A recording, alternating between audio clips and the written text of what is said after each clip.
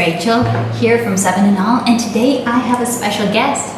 This is my sister, Sarah, who has been on this channel before, but it's been a little while. I think last time was in the interviews series we had about growing up homeschooled. And so she is joining me today for a very special video, which is going to be do a lesson with us in the good and the beautiful level 1 of high school. High school's fun, y'all. And this is also special because it is part of a massive collab that is hosted by Yasmin over at the Mommy on the Move channel. She had this big dream to collect a whole bunch of YouTubers to do every level of the good and the beautiful language arts. And I'm not 100% sure if we literally have every single level, but if we don't, we are very close to having every level. So if you watch this collab, you're going to get to see what the good and the beautiful language arts looks like at every end of the spectrum, from pre-K up through high school. So go and check out her channel and the playlist to all the rest of the videos down in the description below. And you are going to want to go and check out my description because also we are hosting a massive giveaway.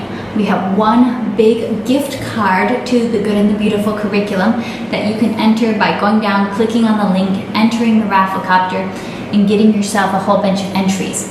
And this isn't sponsored by the Good and the Beautiful or anything like that. This was just us wanting to show some curriculum so that you can see how it works. And if you are a fan and you want to try it for yourself, well, we're giving you the opportunity.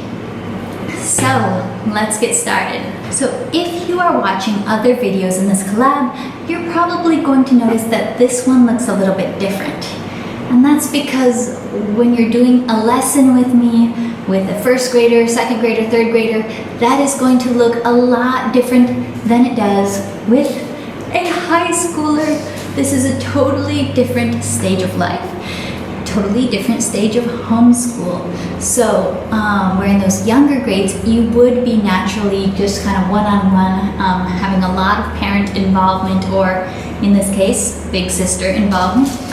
In our case, actually I'm not super involved. We chose this curriculum. She has finished the first unit and we're actually kind of going to show you starting the second unit today. So you do this every day in your schoolwork, but so when would you be most likely to call me and get me involved in a lesson with your language arts? Yeah, most likely you wouldn't get involved every day, but if there were some questions where answers would vary quite a bit, I would get you involved.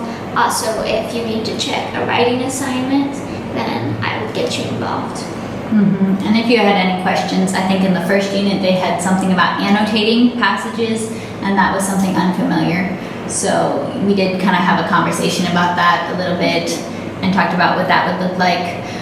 So she actually pretty much checks all of her schoolwork and worksheets with any answer keys we have. It's the same for all subjects. This is not something that is universally a good idea in high school, to have your students check their own work. You got to know your kid. And we know she totally has this heart of she wants to learn. It's not all about, kind of rushing through, just trying to get things done. She wants to learn, and if she's checking her schoolwork and she sees something wrong and she doesn't understand why, she's going to come to us and talk it through and figure out why. So because her goal with schoolwork is learning, it's totally fine to just give her the answer key, and when she's done, she can check her own work on a daily basis. But with, say, the larger writing projects that they include, then I go over those with her, or the tests they include, we'll go over those with her. It could be my mom or me, but typically with language arts, it is me. Mom is the one she goes to for all of her math stuff. That's why we're a team. So the Good and the Beautiful language arts includes a variety of things, right? So in your first unit, can you just describe to us a little bit, like a couple of the kind of main topics that you covered or things that you practiced?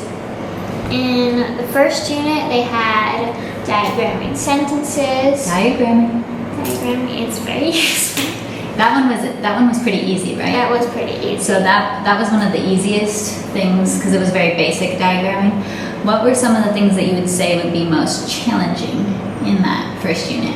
Spelling dictation. Okay, spelling dictation was challenging, and The vocabulary words, some of them were a little bit challenging, like I had heard them before, but not maybe in the sense that they were using them. Okay. And maybe hadn't had so many opportunities to use them yourself, type of thing. But I kind of liked that it was actually vocabulary that challenged you, because I think you do have a good vocabulary. So to come across vocabulary that challenges you, good job, the good and the beautiful. That's what I would say. Okay, so in case you are unfamiliar, well, the earlier units of the good and the beautiful, or the earlier years, are all divided into lessons.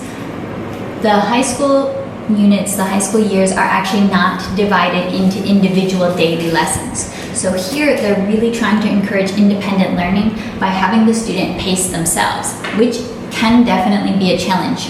It definitely can be a challenge to not have it necessarily set out what exactly you need to do each day, but I kind of really like that she's allowed to kind of have this be in control of her own education, decide what she wants to get done on that day, while just knowing she needs to finish this unit within about 3 weeks. So she's going to be starting a new unit, and I'm going to ask Sarah to just kind of walk you through what she might do in a single day, roughly, and give you kind of a look inside Unit 2 as she's also getting to, I think for the first time, pretty much for the first time, get to look inside Unit 2 and see what she's going to be doing. So we're going to let you look inside and have her talk you through what she'll do in a day. Okay, so actually when I do a lesson, I will have a 40-minute timer going on my phone, because I think part of my personality is I'm always trying to get a little bit ahead in things, trying to finish things earlier. Like if I can finish a sunlight year worth of things in 34 weeks instead of 36 weeks, I will try to. I will do my best. So I think it's really useful to just set a timer so you know right when to end. Okay, so that helps you from working on it all day long. Yes. With this lesson thing. It's tempting. It's tempting. It's also kind of fun, isn't it? Like this one. Okay, so do you typically start with the cards? I typically start with the cards, so I will look at what cards I'm going to be doing this year. I mean, not this year, this unit. Okay, so there's Greek and Latin, there's poetry memorization, geography cards, 2 of them. Now I noticed there's a continents and oceans geography card. Do you need to learn the continents and oceans? No, not really. No. So you already know those. Yeah. So we're probably just going to skip this one, right? And this New England card you did last time. We did this the last unit. The last unit. So do you feel pretty confident on it now? I pretty much have this memorized. Pretty much have this one memorized, but that one was a little bit more challenging to you when you started with like the capitals. Because I'm not so good at American geography. Happens when you never lived there, right? All right, so you would start out by doing your memorization cards at the beginning of your session. So for these boxes, I understand them basically. Since this is supposed to take 3 weeks, I would do this on Mondays of each week, and then I would do this 1 week, and maybe on the last week I would do those. So you're not necessarily having to do the cards every single day? Although if a card was more challenging to you, you always could spend extra days on it. And when you first start a unit, you get a new spelling dictation. So would you want to do this on the first day of your unit? Yes. You would? I do these every Monday. That's why I don't like Mondays. Okay, every Monday. So, not everyone spelling does not come naturally to everybody. And I just want to say, PSA, you can be super smart. And sometimes spelling just doesn't come naturally. But we can still keep working on it. And then, so there's a variety of different things throughout this unit. So do you go in order?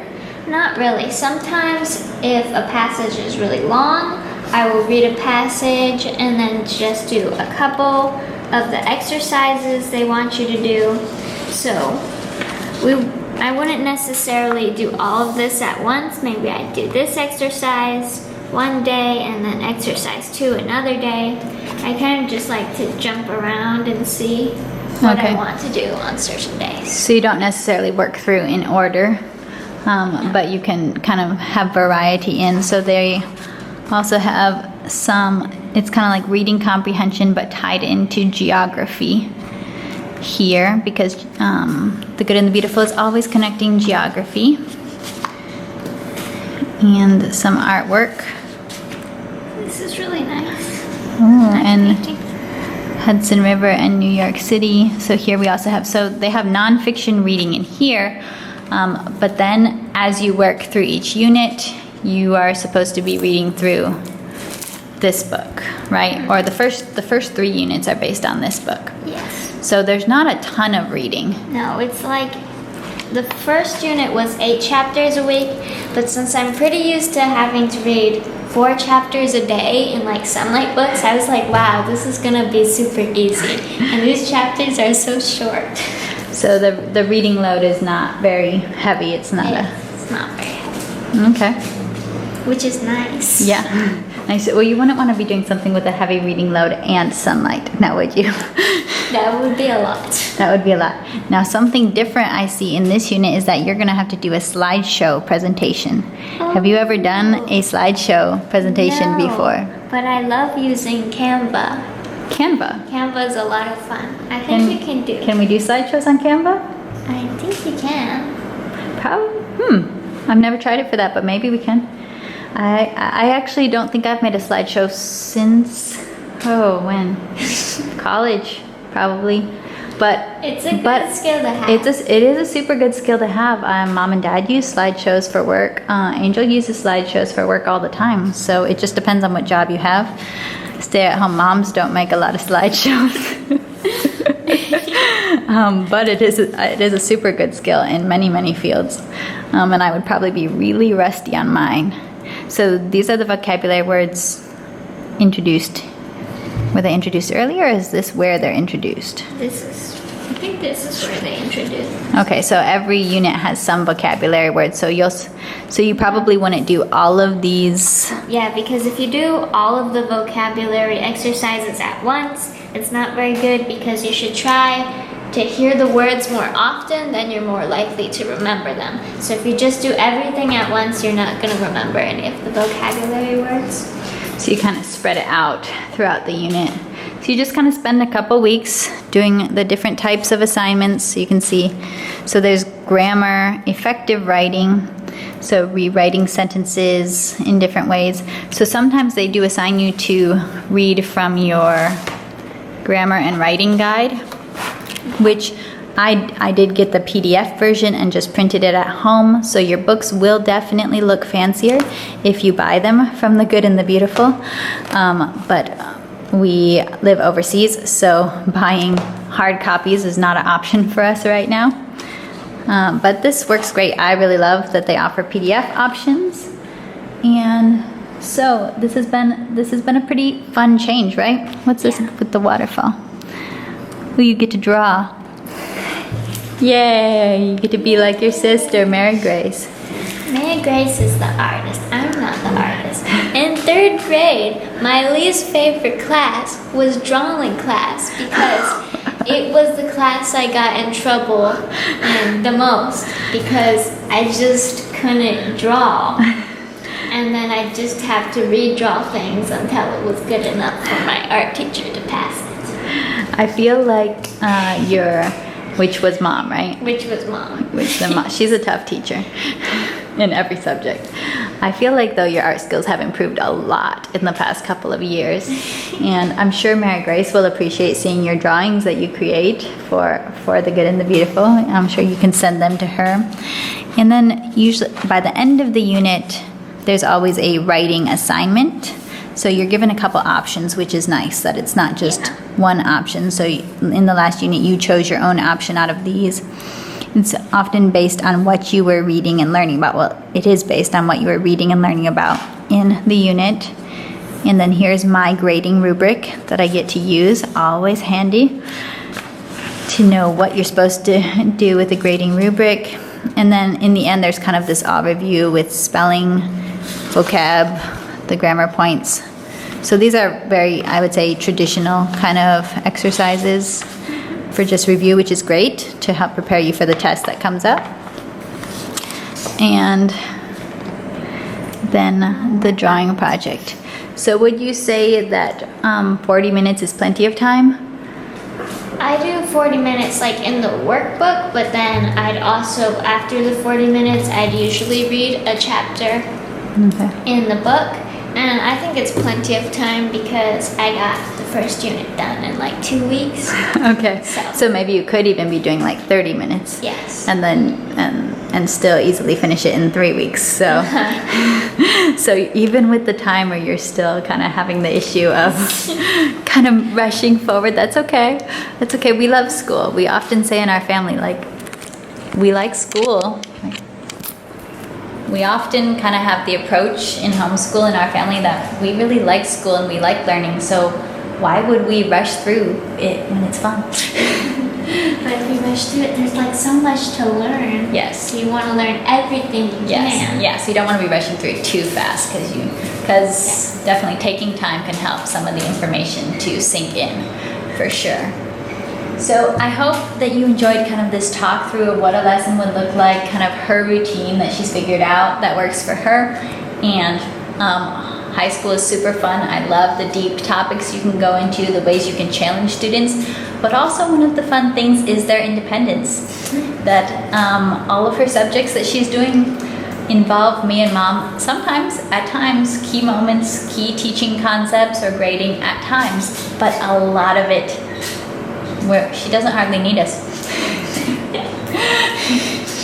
She impresses us on an everyday basis. I am so proud of her. I'm so proud of where she's going. I'm looking forward to big things in her own beautiful way. And I'm happy that she would join me for this collaboration.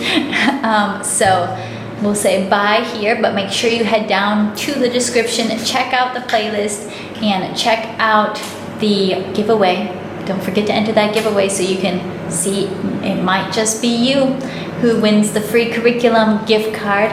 So bye, and don't forget to like this video and subscribe to 7 and All for more from our adventurous and creative